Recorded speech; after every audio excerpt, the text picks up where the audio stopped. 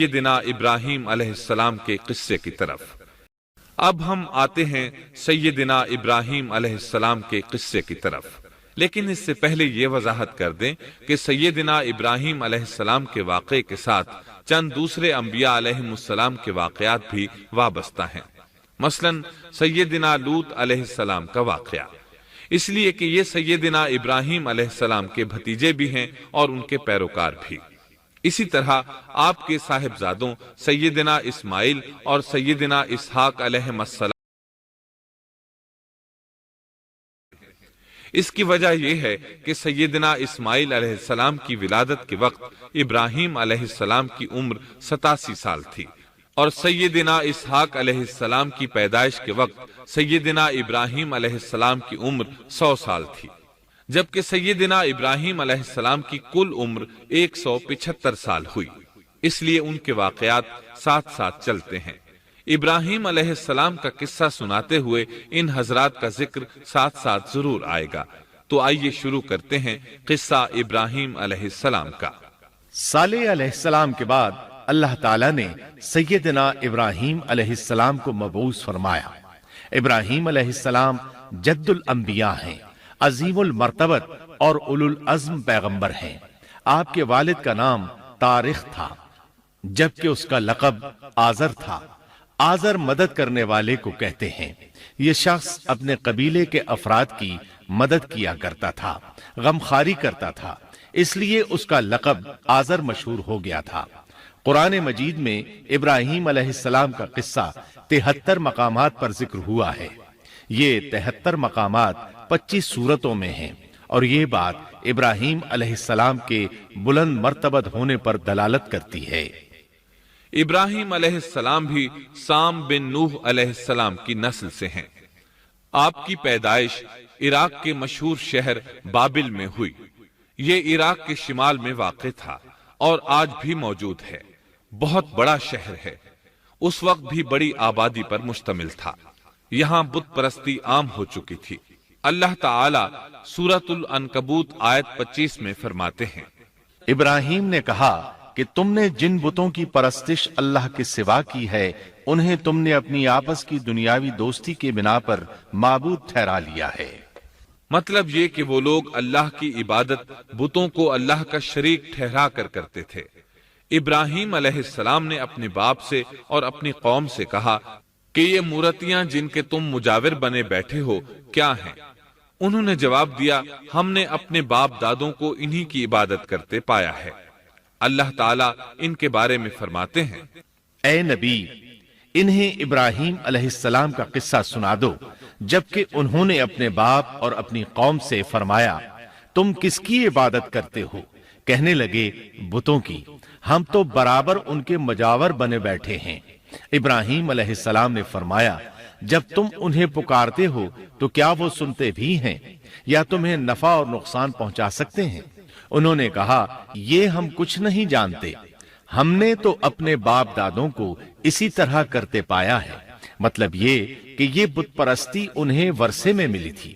وہ جن معبودوں کی عبادت کرتے تھے، نہ وہ ان کی پکار کو سنتے تھے، نہ ہی ان کے نفع و نقصان پر قادر تھے۔ اسی لیے ابراہیم علیہ السلام انہیں جھنجھوڑ رہے تھے، لیکن اندھی تقلید اور بشری عقل کے بیکار ہو جانے نے انہیں یہ سب سوچنے سے عاری کر دیا تھا۔ اللہ تعالیٰ نے ابراہیم علیہ السلام کی خصوصی رہنمائی فرمائی تھی، جیسا کہ سورۃ الانبیاء آیت 51 میں ہے، اور ہم نے ابراہیم کو پہلے سے ہدایت عطا فرما دی تھی اور ہم اسے جانتے تھے۔ ابراہیم علیہ السلام نے کبھی ایک لمحے کے لیے بھی بتوں کی پوجا نہیں کی تھی۔ آپ نے اپنی قوم کو بتوں کی پوجا کرتے دیکھا تو انہیں ملامت کی، ایک اللہ کی طرف دعوت دی، اور اس دعوت کی ابتدا انہوں نے اپنے باپ سے کی۔ اللہ تعالیٰ سورہ مریم میں فرماتے ہیں، اے نبی، کتاب میں ابراہیم کا ذکر کر، بے شک وہ سچا نبی تھا۔ جب اس نے اپنے باپ سے کہا، اے میرے باپ، بے شک مجھے وہ علم عطا ہوا ہے جو تمہیں حاصل نہیں، اس لیے میری اطاعت کریں، میں آپ کو سیدھا راستہ دکھاؤں گا۔ اے میرے باپ، شیطان کی عبادت نہ کریں، بے شک شیطان اللہ کا نافرمان ہے۔ ان بتوں کی عبادت گویا شیطان کی عبادت ہے۔ اس لیے آپ نے ان معبودوں کو شیطان سے تعبیر کیا، فرمایا اے میرے باپ، بے شک مجھے خوف ہے کہ تم پر اللہ کا عذاب آئے، پھر تم شیطان کے ساتھی ہو جاؤ۔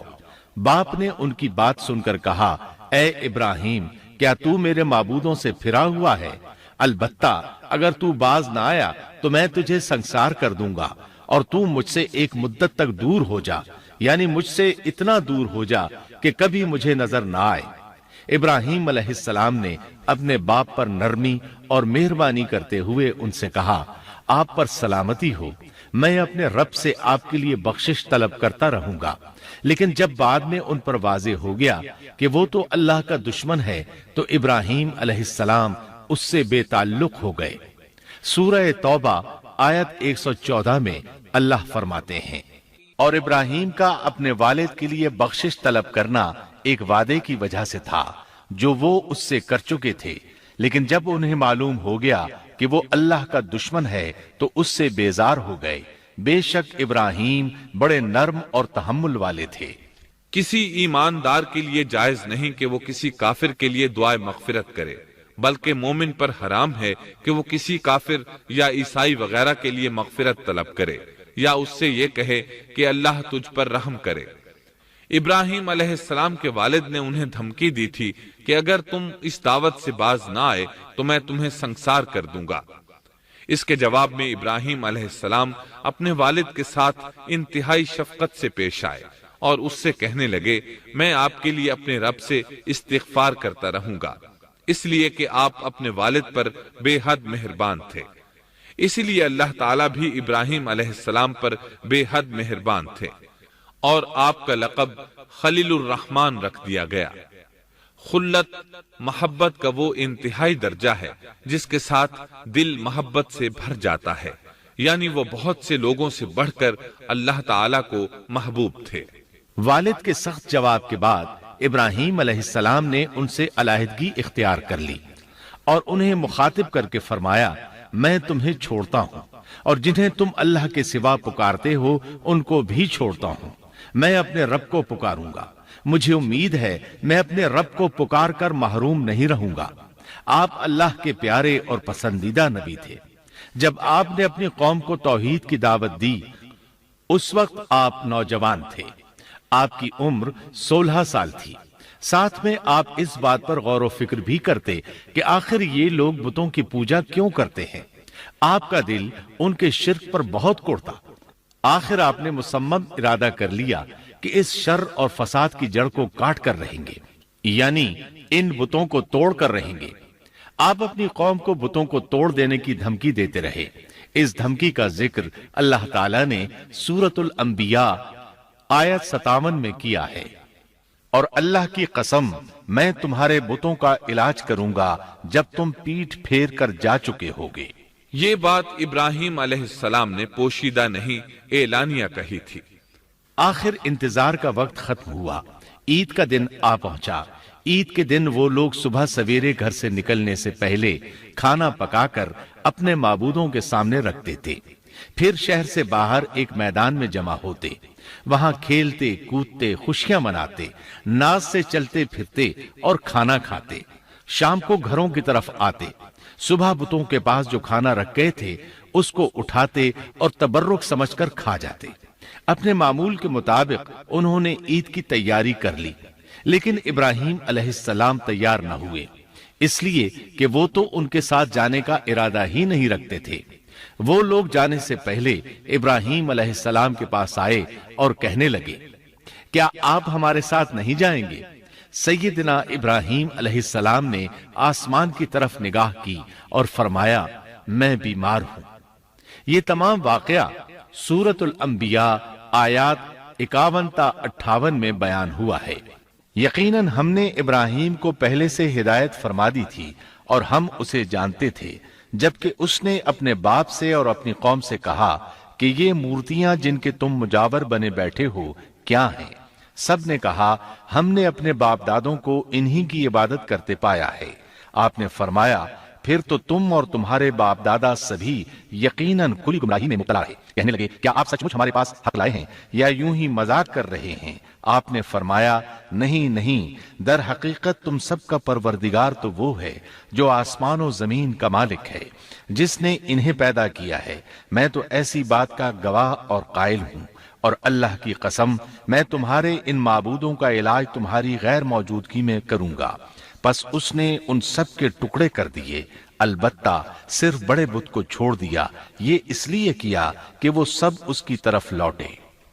ابراہیم علیہ السلام نے لوگوں کے ساتھ عیدگاہ جانے سے انکار کیا اور عذر پیش کیا کہ وہ بیمار ہیں۔ وہ لوگ آپ کو چھوڑ کر چلے گئے۔ بعد میں ابراہیم علیہ السلام ان بتوں کے پاس گئے، دیکھا کہ ان کے سامنے کھانا پڑا ہے۔ چونکہ سب لوگ کھانا لائے تھے اس لیے یہ کھانا بہت زیادہ تھا، لیکن ان جھوٹے معبودوں نے اسے کھانا تو درکنار اس کو چھوا تک نہ تھا۔ ابراہیم علیہ السلام نے انہیں مخاطب کر کے کہا، یہ اتنا کھانا تمہارے سامنے پڑا ہے، تم اس کو کھاتے کیوں نہیں؟ تمہیں کیا ہو گیا کہ بات تک نہیں کرتے؟ پھر پوری قوت سے دائیں ہاتھ سے کلہاڑا مار کر ان کے ٹکڑے ٹکڑے کر دیے، لیکن بڑے بت کو چھوڑ دیا تاکہ سب اسی کی طرف رجوع کریں۔ تمام چھوٹے بتوں کو توڑ کر کلہاڑا اس بڑے بت کے کندھے پر رکھ دیا۔ مشرکین میلے سے لوٹے تو دیکھا ان کے سارے معبود اوندھے منہ ٹوٹے پھوٹے پڑے ہیں، ان کے تمام معبودوں کو توڑ دیا گیا تھا۔ وہ حیران رہ گئے کہ یہ کیسے ہو گیا، کس نے کیا؟ کہنے لگے یہ کام کس ظالم کا ہے، اس نے ہمارے معبودوں کی توہین کی ہے۔ اس وقت جن لوگوں نے ابراہیم علیہ السلام کا وہ کلام سنا تھا انہیں ان کا خیال آ گیا۔ کہنے لگے وہ نوجوان جس کا نام ابراہیم ہے اسے ہم نے اپنے بتوں کی مذمت کرتے سنا ہے۔ اللہ کی قدرت کہ ابراہیم علیہ السلام کا جو مقصد تھا وہ خود بخود پورا ہو رہا تھا۔ قوم کے لوگ مشورہ کر رہے تھے کہ سب کو جمع کرو اور اسے بلاؤ، پھر اسے سزا دو۔ چنانچہ تمام اہل باطل چھوٹے بڑے جمع ہو گئے، کارروائی شروع ہو گئی۔ کہنے لگے اے ابراہیم، ہمارے معبودوں کے ساتھ یہ لغو حرکت تو نے کی ہے۔ ابراہیم علیہ السلام نے جواب دیا، یہ کام تو اس بڑے بت کا ہے، مجھ سے کیوں پوچھتے ہو؟ تم اپنے معبودوں سے کیوں نہیں پوچھ لیتے کہ ان کے ٹکڑے کس نے اڑائے ہیں؟ ابراہیم علیہ السلام کا جواب سن کر وہ سب سوچ میں پڑ گئے، پھر کہنے لگے ہم نے بڑی غلطی کی، اپنے معبودوں کے پاس کسی کو حفاظت کے لیے نہیں چھوڑا۔ اس قدر واضح بات محسوس کر کے بھی وہ ظالم ایمان نہ لائے، بلکہ شیطان نے ان کے دلوں میں وسوسہ ڈالا اور انہوں نے غور و فکر کر کے کہا، اے ابراہیم، کیا تمہیں علم نہیں یہ تو بے زبان ہیں، یہ بول نہیں سکتے۔ اب ابراہیم علیہ السلام نے فرمایا، تب پھر تم اللہ کے سوا اس چیز کی عبادت کرتے ہو جو تمہیں کچھ بھی نفع نہ دے سکے اور نہ نقصان پہنچا سکے۔ تعجب ہے تم پر اور ان پر بھی جنہیں تم اللہ کے سوا پکارتے ہو، کیا تم میں بالکل عقل نہیں؟ اس طرح ابراہیم علیہ السلام نے ان پر حقیقت خوب اچھی طرح واضح۔ بھیجے ہوئے فرشتے ابراہیم کے پاس خوشخبری لے کر آئے تو انہوں نے سلام کیا۔ ابراہیم نے سلام کا جواب دیا اور فوراً بھنا ہوا بچڑا لے آئے، اور بچڑا بھی موٹا تھا۔ ان کے سامنے کھانا پیش کیا، لیکن وہ بھلا کب کھانے کی طرف ہاتھ بڑھانے والے تھے۔ یہ دیکھ کر ابراہیم علیہ السلام نے خوف محسوس کیا کہ کہیں یہ دشمن نہ ہو۔ اس وقت فرشتوں نے کہا، ابراہیم نہ ڈر، ہم تو قوم لوط کی طرف بھیجے گئے ہیں۔ جب انہوں نے یہ باتیں کی تو سارا علیہ السلام پاس کھڑی تھیں، وہ ہنسنے لگی۔ وہ خوش خبری سے پہلے کیوں ہنس پڑی؟ علماء اس بارے میں کہتے ہیں کہ جب انہوں نے سنا یہ فرشتے لوط علیہ السلام کی بستی کو تباہ کرنے جا رہے ہیں تو ان کے خاتمے کی خبر سن کر وہ ہنستی۔ اس کے بعد فرشتوں نے یہ خوشخبری سنائی، ہم نے اسے اسحاق کی پیدائش کی خوشخبری دی اور اسحاق کے بعد یعقوب پوتے کی بھی خوشخبری دی۔ بہت جلد ہی ہم اسحاق سے تیری ویران گود کو آباد کریں گے اور تو اپنی زندگی میں اس کے بیٹے یعقوب کو بھی دیکھ لے گی۔ اب 3 بشارتیں جمع ہو گئیں، بیٹا پیدا ہوگا، لمبی عمر ملے گی یعنی بیٹا جوان ہوگا، اور پھر وہ اپنے پوتے کو بھی دیکھے گی۔ اس سے بڑھ کر کیا عزت اور تکریم ہو سکتی ہے؟ اس لیے جب نبی کریم صلی اللہ علیہ وسلم سے پوچھا گیا کریم یعنی عزت والا کون ہے، تو آپ نے فرمایا کریم بن کریم بن کریم بن کریم، یعنی یوسف بن یعقوب بن اسحاق بن ابراہیم علیہ السلام۔ مطلب یہ کہ نبی بن نبی بن نبی بن نبی۔ یہ یوسف علیہ السلام کی شان ہے کہ خود بھی کریم، باپ بھی کریم، دادا بھی کریم اور پردادا بھی کریم۔ اس سے بڑھ کر عزت افزائی کیا ہو سکتی ہے؟ بہرحال فرشتوں نے انہیں خوشخبری دی۔ پھر انہوں نے ابراہیم کو ایک صاحب علم لڑکے کی بشارت دی۔ خوشخبری سن کر سیدہ سارہ حیران ہوئی، مارے حیرت کے منہ سے ہلکی سی چیخ نکل گئی۔ انہوں نے اپنے رخسار پر ہاتھ مارا جیسا کہ عورتوں کی عادت ہوتی ہے، کہنے لگی ہائے افسوس، کیا میں بچہ جنوں گی حالانکہ میں بانجھ ہوں اور میرے خاوند بوڑھے ہیں؟ یہ تو حیرت کی بات ہے۔ ایک دوسری جگہ اللہ تعالیٰ نے یہ الفاظ فرمائے، کہنے لگی میں بوڑھی اور بانجھ ہوں، بھلا میں بچے کو کیسے جنم دوں گی؟ اس پر فرشتوں نے کہا تو اللہ کے حکم پر تعجب کرتی ہے، اے اہل بیت، یہ تو اللہ کی تم پر رحمت اور برکت ہے، وہ بہت بزرگ اور قابل تعریف ہے۔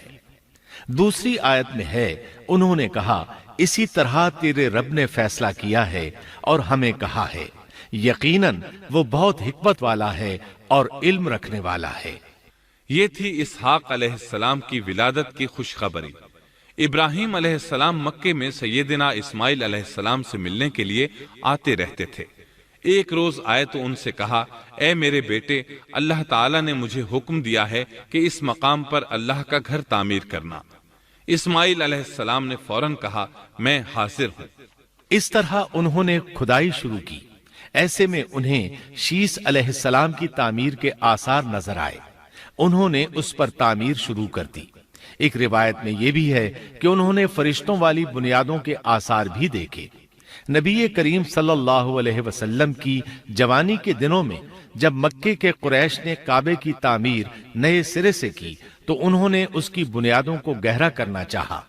وہ کھدائی کرتے ان سبز پتھروں تک پہنچ گئے جو پہاڑوں کی چوٹیوں کی طرح نظر آ رہے تھے۔ انہوں نے ان پتھروں کو نکالنا چاہا۔ ایک شخص نے کدال کے ذریعے ایک پتھر کو باہر نکالا تو اس کے نیچے سے اتنا نور نکلنے لگا کہ قریب تھا وہ شخص اندھا ہو جاتا۔ پھر پتھر خود بخود نیچے جا گرا اور اپنی جگہ پر جم گیا۔ اس کے بعد لوگوں نے ان پتھروں کو ہاتھ نہ لگایا اور تعمیر شروع کر دی۔ قرآن مجید میں تعمیر کعبہ اور بیت اللہ کا تذکرہ اس طرح آیا ہے، اور جب ہم نے بیت اللہ کے مکان میں ابراہیم کو جگہ دی اور فرمایا کہ میرے ساتھ شرک نہ کرنا اور میرے گھر کو طواف، قیام اور رکوع و سجود کرنے والوں کے لیے پاک رکھنا، اور فرمایا بے شک لوگوں کے لیے جو پہلا گھر تعمیر کیا گیا ہے وہ مکہ میں ہے، وہ جہان والوں کے لیے برکت اور ہدایت کا ذریعہ ہے۔ اس میں واضح نشانیاں ہیں، مثلا مقام ابراہیم، تو جو کوئی حرم میں داخل ہوگا وہ امن میں آ جائے گا۔ اور یاد کرو اس وقت کو جب ابراہیم کو اس کے پروردگار نے کئی باتوں کے ذریعے آزمایا، وہ ان میں پورے اترے تو اللہ نے فرمایا میں آپ کو تمام لوگوں کا امام بنا رہا ہوں۔ ابراہیم نے کہا اے میرے رب، میری اولاد میں سے بھی امام بنائیے۔ جواب میں اللہ نے فرمایا میرا امامت کا وعدہ ظالم لوگوں کے لیے نہیں ہے۔ اور اس وقت کو یاد کرو جب ہم نے بیت اللہ کو ثواب اور امن کی جگہ بنا دیا اور لوگوں نے مقام ابراہیم کو جائے نماز بنا لیا۔ ہم نے ابراہیم کو حکم دیا کہ میرے گھر کو طواف، اعتکاف، رکوع اور سجود کے لیے پاک رکھو، اور وہ وقت بھی یاد رکھو جب ابراہیم نے دعا کی اے پروردگار اس شہر کو امن والا بنا دے اور اس کے مومن بندوں کو پھلوں کا رزق عطا کر۔ اللہ تعالیٰ نے فرمایا میں کافروں کو بھی تھوڑا فائدہ دوں گا، پھر انہیں آگ کے عذاب کی طرف بے بس کر دوں گا، یہ پہنچنے کی جگہ بری ہے۔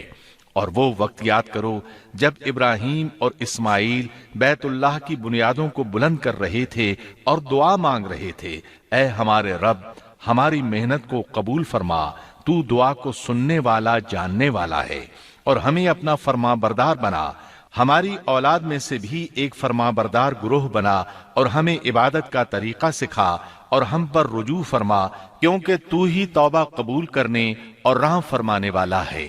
اے ہمارے رب، ان لوگوں میں انہی میں سے ایک رسول بھیج جو ان پر تیری آیات کی تلاوت کرے اور انہیں کتاب و حکمت سکھائے، انہیں پاک کرے، یقیناً تو غالب حکمت والا ہے۔ تعمیر کے دوران جب ابراہیم علیہ السلام اس مقام تک پہنچے جہاں آج حجر اسود ہے تو اللہ تعالیٰ نے جنت سے ایک سفید پتھر بھیجا۔ حدیث میں ہے یہ پتھر نہایت سفید تھا، اب سیاہ ہو گیا ہے۔ انسانوں کی غلطیاں اس کے سیاہ ہونے کا سبب بنی۔ جب دیواریں انسانی قد کے برابر ہو گئیں تو اسماعیل علیہ السلام ایک پتھر لے آئے۔ اب ابراہیم علیہ السلام اس پتھر پر کھڑے ہوئے، وہ ننگے پاؤں تھے۔ اسی وقت پتھر پگھل گیا، ان کے پاؤں اس کے اندر کسی قدر دھنس گئے، پتھر پر ان کے پیروں کے نشانات آ گئے۔ اسی پتھر کو آج مقام ابراہیم کہا جاتا ہے۔ پہلے یہ پتھر بیت اللہ کی دیواروں کے ساتھ رکھا گیا تھا۔ جب لوگ طواف کے لیے آتے تو سیدنا ابراہیم کے پیروں کے نشانات دیکھنے کے لیے یہاں ہجوم ہو جاتا۔ اس طرح طواف کرنے والوں کو دقت کا سامنا ہوتا۔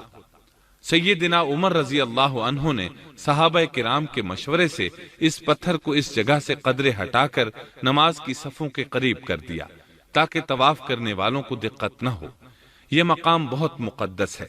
اللہ نے فرمایا ہے، تم مقام ابراہیم کو جائے نماز مقرر کر لو۔ مقام ابراہیم کے قریب اس کے پیچھے ہو کر نماز پڑھنے کا موقع مل جائے تو لازماً وہاں 2 رکعت ادا کیا کرو۔ موقع نہ ملے تو پھر پوری مسجد حرام میں طواف سے فراغت والی 2 رکعت پڑھ لیا کرو۔ اس طرح کعبہ تعمیر ہوا۔ تب نیا حکم آیا، لوگوں میں جو استطاعت رکھے اس پر اللہ کے لیے حج بیت اللہ فرض ہے، اور جو شخص جان بوجھ کر اعراض کرے تو اللہ جہانوں سے بے نیاز ہے اور اسے اس کی کوئی پرواہ نہیں۔ ادھر ابراہیم علیہ السلام کو اللہ تعالی کی طرف سے اشارہ ہوا، لوگوں میں حج کا اعلان کر دیں۔ ابراہیم علیہ السلام کہنے لگے، اللہ میری آواز بھلا کس کس تک پہنچے گی؟ جواب آیا، آپ کے ذمے آواز لگانا ہے، پہنچانا ہمارا کام ہے۔ چنانچہ آپ عرفات کے ایک پہاڑ پر چڑھے اور آواز لگائی، لوگو بیت الحرام کا حج کرو۔ اللہ تعالیٰ نے معجزانہ طور پر یہ آواز تمام انسانوں تک پہنچا دی، خواہ وہ پیدا ہوئے تھے یا نہیں۔ دوسرا معجزہ یہ ہوا کہ اللہ نے بیت اللہ اور اس کے حج کی محبت لوگوں کے دلوں میں ڈال دی۔ اللہ نے فرمایا، وَأَذِّن فِي النَّاسِ بِالْحَجِّ يَأْتُوكَ رِجَالًا وَعَلَى كُلِّ ضَامِرٍ يَأْتِينَ مِن كُلِّ فَجٍّ عَمِيقٍ۔ اور آپ لوگوں میں حج کا اعلان کر دیں، وہ آپ کی طرف پیدل بھی آئیں گے اور دبلے پتلے اونٹوں پر بھی دور دور سے آئیں گے۔ اس طرح لوگ پیدل اور سوار ہو کر کثرت سے حج کے لیے آنے لگے اور یہ ویران علاقہ آباد ہونے لگا۔ یہ تھے حالات اور واقعات ابراہیم علیہ السلام کے۔ آپ نے 175 سال کی عمر میں وفات پائی۔ آپ سے پہلے سیدہ ہاجرہ علیہ السلام نے وفات پائی اور ان کی وفات سے کچھ ہی عرصہ بعد سیدہ سارہ علیہ السلام 127 سال کی عمر میں فوت ہو گئیں۔ ان دونوں کی وفات کے بعد آپ غمگین رہنے لگے۔ آخر اتنی مدت تک ساتھ رہا تھا۔ آپ خلیل الرحمن تھے، آپ پر صحیفے بھی نازل ہوئے، آپ اللہ کے بے حد شکر گزار تھے۔